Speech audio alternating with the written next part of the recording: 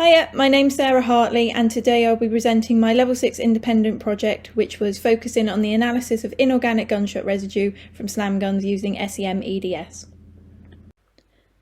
So, firstly, Section 57 of the UK Firearms Act 1968 defines a firearm as a prohibited weapon or a lethal barreled weapon from which any bullet, shot or alternative missile can be discharged with kinetic energy above 1 joule once at the weapon's muzzle. So, firearm-related offences account for a small proportion of the crimes recorded in the UK. So, 0.3% of all recorded crimes from were firearm offences, with 11,227 overall, and 7,040 being firearms excluding air weapons. Over the years, the number of non-air firearm offences has decreased to 5,653, and that was in September 2021. Although the general number of firearm offences in the UK has decreased, the number of offences involving improvised firearms has remained consistent over the years.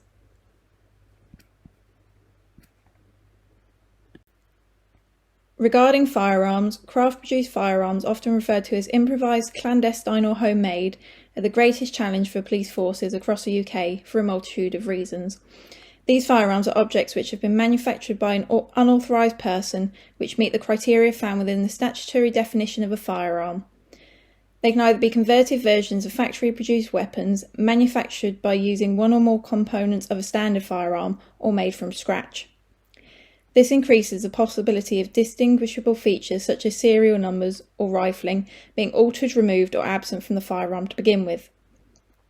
In addition to this, they may have been reactivated an old firearm, likely previously used in war, where the firearm would not be registered and would therefore be classed as an unknown firearm. Difficulties then arise when trying to locate craft-produced firearms, as the characteristics which would be utilised to search for and identify the firearm would either not be present or would not be expected. If the firearm suspected of being used in a crime was recovered, confirming whether it was or was not used would be an additional issue from this, as there may be zero or a limited number of discernible features to aid identification.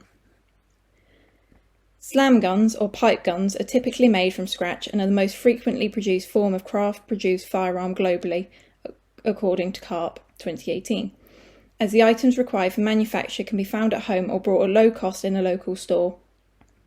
Walker 2021 stated that the most plausible explanation for why the number of improvised firearms has remained consistent is due to the relative ease in which they can be manufactured, with DIY kits and instructional information readily available online. From this, the police are required to locate a firearm with occasionally no identifying information surrounding the firearm. Based on these reasonings, the decision was made to focus on craft-produced firearms, specifically slam guns, within this research. In its most basic form, a slam gun can be produced using 2 metal pipes, one slightly smaller in diameter to slide into the larger one so it can be slammed, 2 metal T's attached to the pipes to create handles, and an end cap and a nail or screw as a makeshift breech face with a firing pin. Designs can vary, as shown in the bottom left and bottom right pictures. The ammunition typically utilised with this weapon are 12-gauge shotgun cartridges, due to the large diameter of the pipe. Smaller cartridges will not be held in place for the firing pin to hit the cartridge in the correct location. Additionally, these cartridges are used rather than using a pipe with a smaller internal diameter, as they are more readily available when compared to the alternative cartridges. Shotguns can be legally possessed in the UK, providing a firearm certificate is obtained, and as such the accessibility of a shotgun cartridge is far greater. A cartridge is a complete round of ammunition which consists of 4 key components. These components are shown on the figure on the right-hand side. On this figure, the additional component, the wad, found in shotgun cartridges is also shown. Cartridges containing plastic wadding was utilised in this research. When the slam gun is fired, it results in the condensation and formation of minuscule particles. These particles are referred to as gunshot residue. Gunshot residue can be categorised as either inorganic, which is the gunshot residue originating from the primer and from metal components of the firearm and ammunition, or organic, which is not formed in the process of firing. It instead primarily originates from the lubricants, propellant powders and hydrocarbons. The 3 components typically used in gunshot residue analysis originate from the primer. lead, barium and antimony. The presence of these inorganic compounds is regularly examined by forensic examiners to provide information regarding a firearm to organisations such as the police. The team at Durham Constabulary also focus on inorganic gunshot residue collection and analysis from firearms to aid their investigations. Taking this into consideration, the following will focus solely on inorganic gunshot residue, which is the focus of my research. Various methods are used to collect gunshot residue samples, including stubs, swabs, adhesive tapes, glue lifts and vacuum lifts. The stubs and the swabs are the two most widely used methods. For the stubs, an adhesive carbon tab is placed onto an aluminium stub with a surface diameter of usually either 12.7mm or 25.4mm. The stub is then tapped on the surface to collect the sample. The tab has a conductive carbon coating which prevents charging when analysing using the SEM-EDS instrumentation.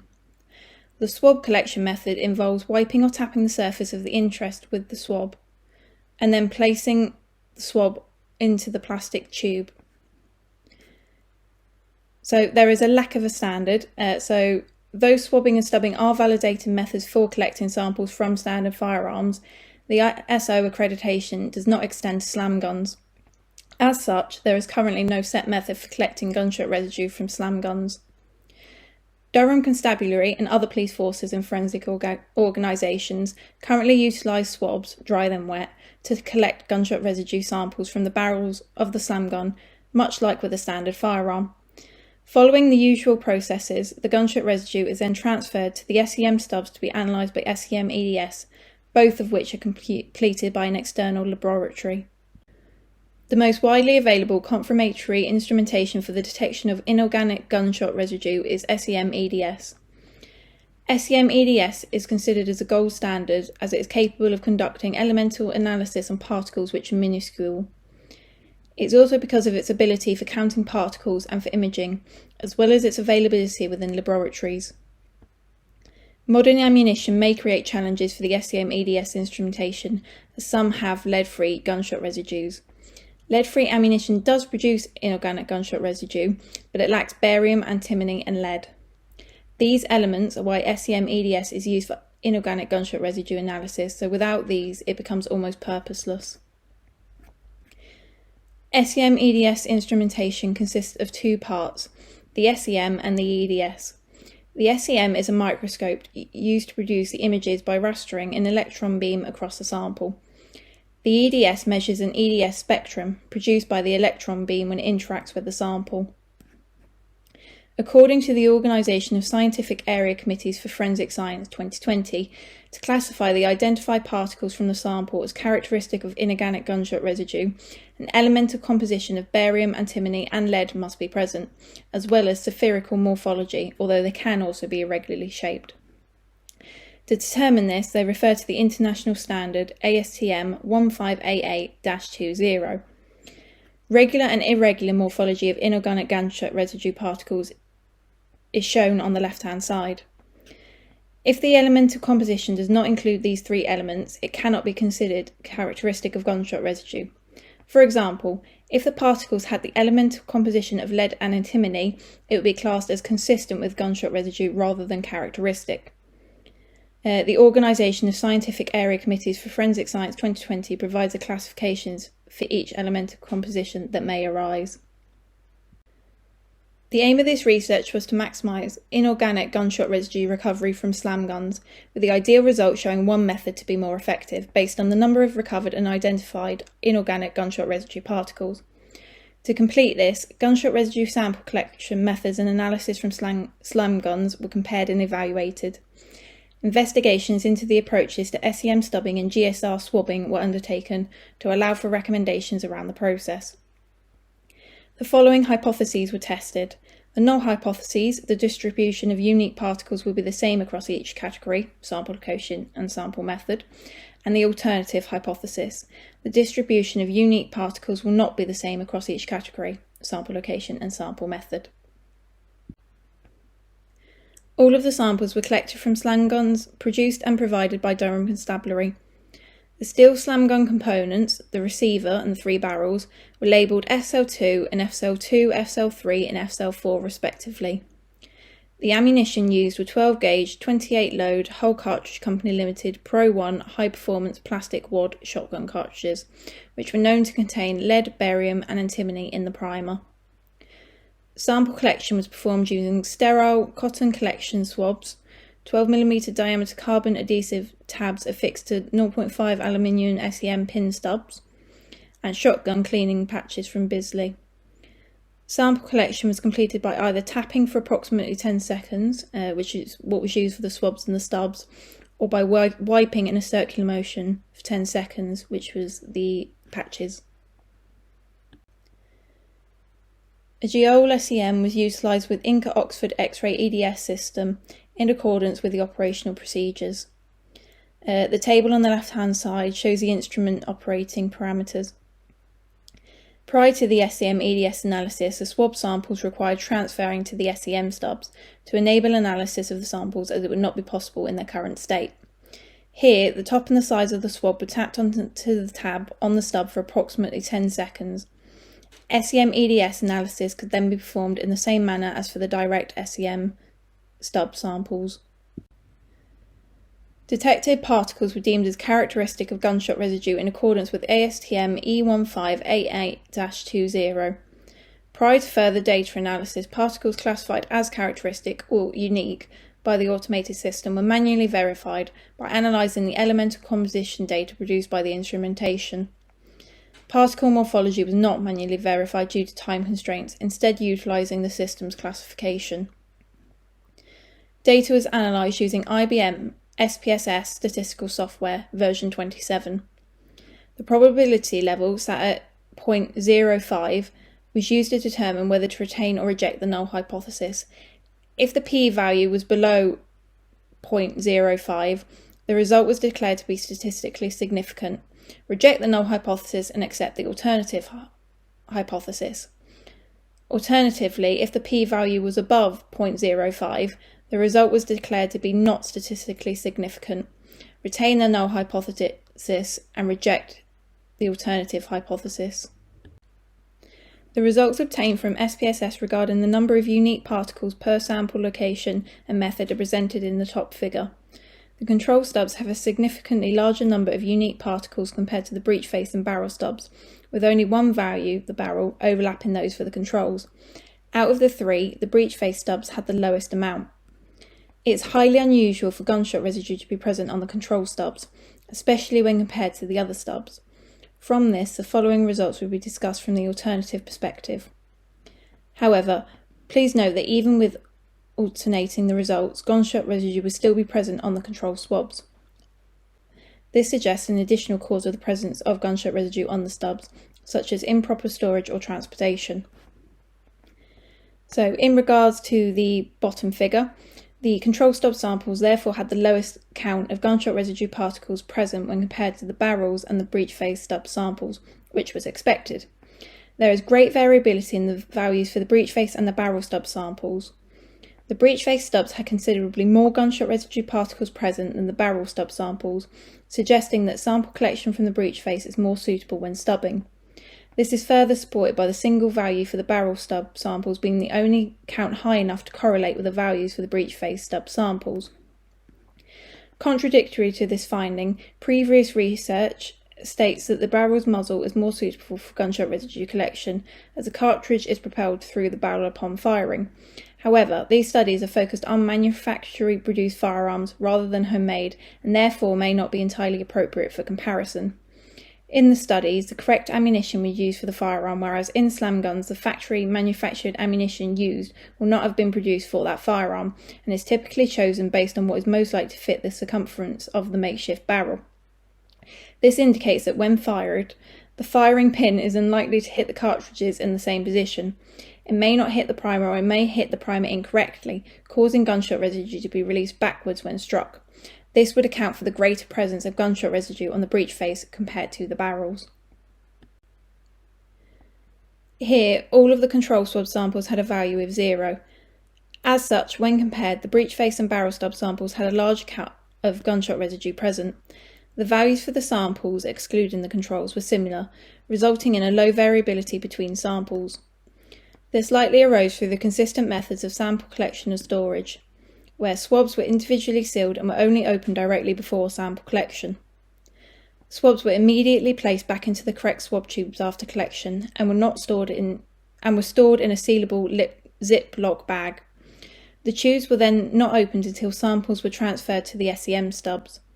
These processes allow for the minimal loss of gunshot residue. This may still occur due to particle denaturing and poor transferring, whilst also preventing contamination from the environment and other samples. Although samples required transferring to SEM stubs, variability was also reduced by one researcher undertaking the transferring, ensuring the gunshot residue transfer process was as similar as possible. The issue of variability was not completely removed, as can be seen when looking at the barrel swab samples. The range of values is larger than for the breech face swab samples, however this is not a surprise. When these samples were collected, the researcher did not have a precise method for collecting the gunshot residue.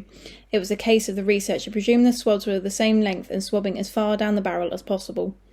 It is unknown whether the swabs collected the samples from the same exact location inside the barrels, and therefore whether gunshot residue quantities increased or decreased depending on the location, the distance from the muzzle end sampled. It is unlikely the possible difference in sample location would be significant enough to cause a difference in values, yet it cannot be eliminated. In addition to this, there was no guarantee that the swabs remained on the barrel's interior surface as the circumference was swabbed. The researcher relied on resistance from the swab to determine whether it was likely to still be in contact with the surface. Gunshot residue quantities might have been higher than those reported. If the swab was not in direct contact with the barrel when sampling, the quantity obtained would be lower. If the smaller quantities were incorrect and more gunshot residue could have been collected, this would decrease variability. In contrast, if the larger quantities were incorrect and could have been higher, then variability would increase, presuming the lower values were correct. Even with the lack of precise sample collection methods, the variability between the values was not particularly large, with a count difference of 73. Based on the results shown on the figure, swabbing may be more suitable for sampling the barrels rather than the breech face. Here there were clear differences in the values for the breech face and barrels, however these values overlap throughout the groups, creating the expectation of finding no statistically significant difference. This outcome was true when excluding the control samples, as the only statistically significant differences were found with the control samples during the pairwise comparisons, which would be expected. Overall, for this, based on the quantity of gunshot residue particles collected, it suggests samples should be obtained from the breech face. More gunshot residue particles would be found towards the opposite end of the barrel rather than the muzzle end, as when the cartridge is struck, the chemical reaction which causes the release of particles happens before the cartridge reaches the muzzle. The plastic wadding may also have influenced the number of gunshot residue particles present. The breech face outcome is unexpected. This finding does not correlate with Durham Constabulary's current sample collection method. Unfortunately, there is currently no research specifically in these areas to support or refute either of these conclusions. However, when collecting organic gunshot residue, Goodsmith, Sharples and Burkitt 2015 and Corliss 1992 suggested that swabbing the barrels was the most effective method for collecting gunshot residue. Although the values are visibly different for the two groups, the difference is not large enough for it to be statistically significantly different, and so the null hypothesis is retained. Essentially, though a difference can be seen, it is not great enough to suggest that sampling from one location is more efficient than the other. Sampling from the breech face or the barrels will likely yield similar results. Gunshot residue was not present on any of the control swab samples. In contrast, the control stubs had low levels of gunshot residue present, with the highest value being 10. The presence of gunshot residue on the control stubs suggests an issue with the tabs or stubs, such as contamination from similar research projects, where the unused tabs or stubs were in close proximity to gunshot residue. The figure also shows that the swab samples had less variability between values in the stubs. This lower variability suggests that the results obtained from swabbing are more reliable than those from stubbing, as the values are more consistent. This, as well as the control swabs having zero gunshot residue present, suggests that collection and storage were better for the swabs than for the stubs. Also, the stubs were open to the sampling environment for longer, resulting in possible contamination from the environment, which is further compounded by gunshot residue being present on the control stubs. Interference from environmental particles is a likely contributing factor to the lower number of gunshot residue particles present on the swabs.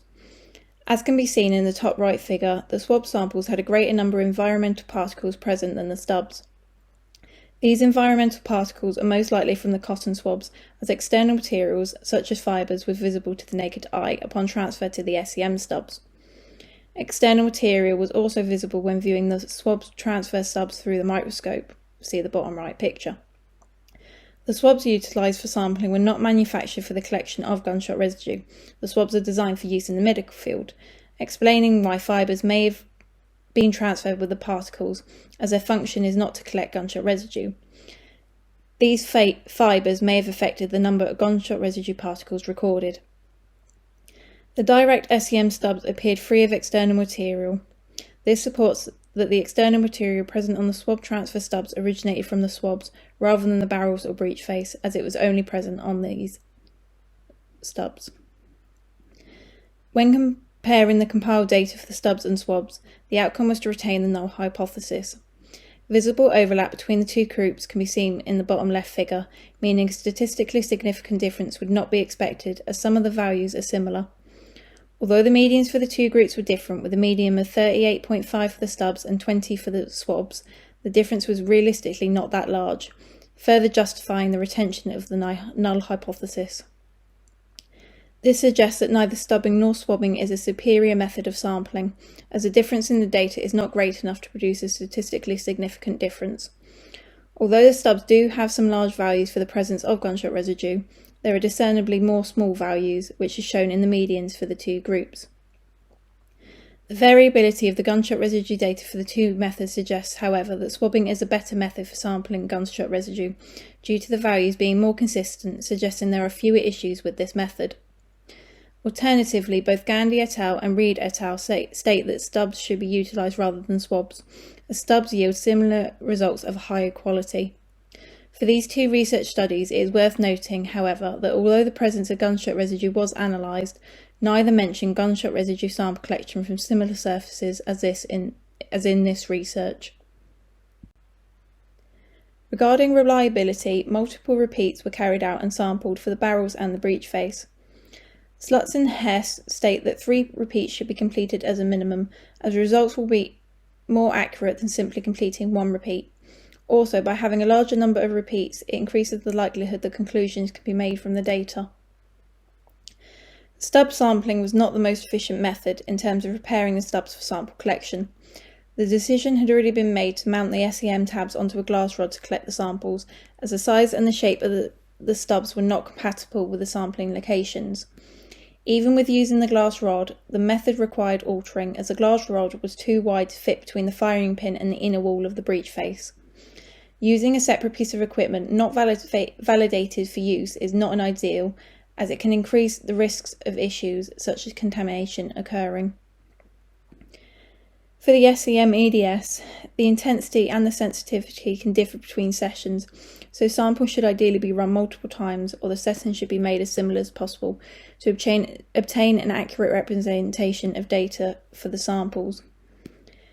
Regarding the data, the SEM EDS instrumentation categorised particles containing elements other than lead, barium and antimony as characteristic of gunshot residue. In order for statistical analysis to be undertaken correctly, these results required altering, changing the relevant data from unique to indicative. This was completed manually by the researcher. Ideally, the classes within the SEM EDS instrumentation would be altered to match the classification set out in ASTM 1588-20 prior to analysis. This would increase efficiency, as every unique sample, in theory, would not require checking. Although the elemental composition of the particles was manually checked, the morphology of each particle was not. As morphology is another criterion for gunshot residue identification, this should also ideally be manually verified. The time available was too limited to be able to conduct this. However, this is relatively inconsequential, as the latest publication from Organisation of Scientific Area Committees for Forensic Science 2020 states that the morphology of particles can vary greatly and should therefore not be considered as the sole criterion, conveying instead the importance of elemental composition. To conclude, analysis within this research has shown that gunshot residue can be successfully recovered through different sampling methods and from different locations, then successfully analysed using SEM-EDS. It was found that the stubs collect more gunshot residue from the breech face, whereas swabs collect more gunshot residue from the barrels. Overall, collecting samples from the breech face using stubs was found to be the most effective method of collecting gunshot residue, suggesting this should be used to maximise a recovery of inorganic gunshot residue from slam guns. This outcome does not match the method currently being utilised, which is swabbing from barrels.